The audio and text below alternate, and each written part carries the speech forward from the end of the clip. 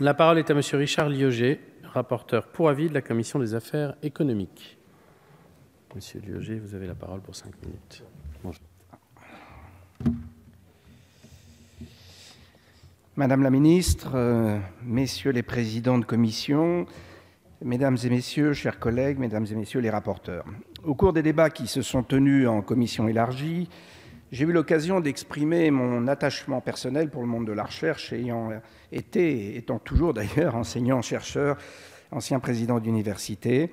Et je peux mesurer l'effort d'un pays en matière de recherche et de développement qui favorise la compétitivité de son économie et contribue à son rayonnement international. Il suffit pour s'en convaincre de regarder les performances accomplies par deux de nos principaux partenaires, les États-Unis et l'Allemagne, qui consacrent, je le rappelle, près de 3% de leur richesse nationale.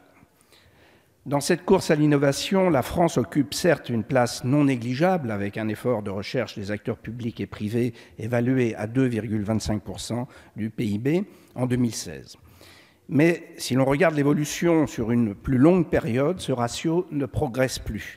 Après s'être accru de 0,16 points entre 2008 et 2014, pour s'établir à 2,28% du PIB, il reste aujourd'hui à peu près au même niveau depuis 3 ans.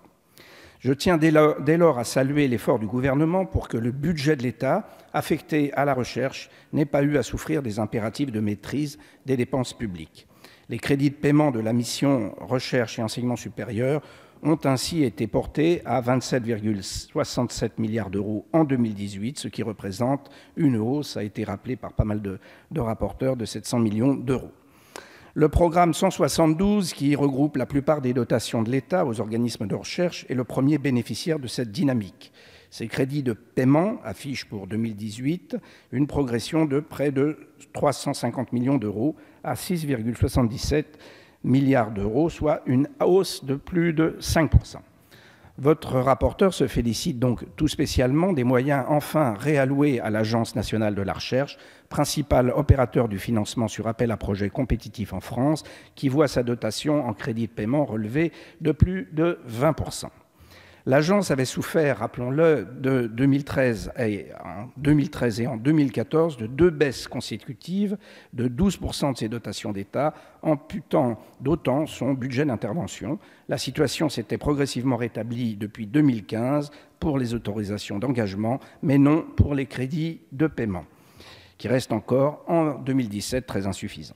Pour pouvoir honorer ces échéances de paiement, l'opérateur a été réduit à solliciter fortement sa trésorerie, qui est actuellement proche du zéro, mais tout ça, vous le savez, Madame la Ministre.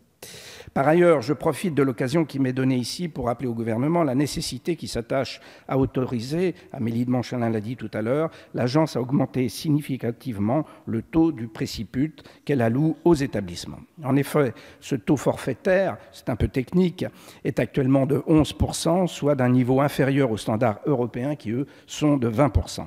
Les établissements doivent ainsi supporter, les établissements de recherche, les universités, sur leurs fonds propres, une part significative, oui, des coûts indirects générés par la mise en œuvre d'un projet soutenu par l'ANR.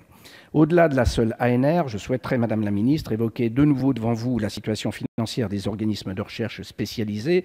La plupart d'entre eux ont vu leur dotation revalorisée entre 2017 et 2018, notamment le CNRS et l'INRIA. Ces différentes hausses aideront les organismes à couvrir les frais supplémentaires liés à ce qu'on appelle le GVT et aux mesures glissement vieillesse technicité, je le dis pour tout le monde. Votre rapporteur souligne toutefois qu'ils seront parfois insuffisants pour permettre l'engagement de nouvelles actions de recherche, voire dans certains cas le financement de projets de grande ampleur. À cet égard, je citerai par exemple l'exemple de l'INRIA, institut de pointe dans le domaine numérique, qui, compte tenu d'une mise en réserve de ses crédits de 2,6 millions d'euros appliqués par l'État, a reçu en 2017 une dotation inférieure à ce qu'elle était en 2013.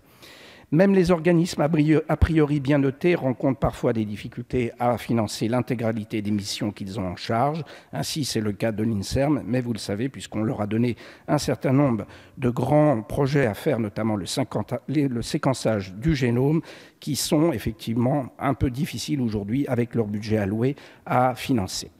La mise en réserve, même à des taux réduits des crédits alloués par la loi de finances, peut obérer sensiblement, vous le savez, les capacités d'intervention. J'achèverai mon intervention en soulignant qu'une partie de l'avis budgétaire est cette année consacrée aux instituts de recherche technologique et plus globalement aux outils mis à disposition des acteurs publics et des entreprises. Comme je l'avais indiqué en commission élargie, ces outils apparaissent parfois trop complexes et je crois que tout le monde a bien conscience qu'il faut effectivement les rationaliser.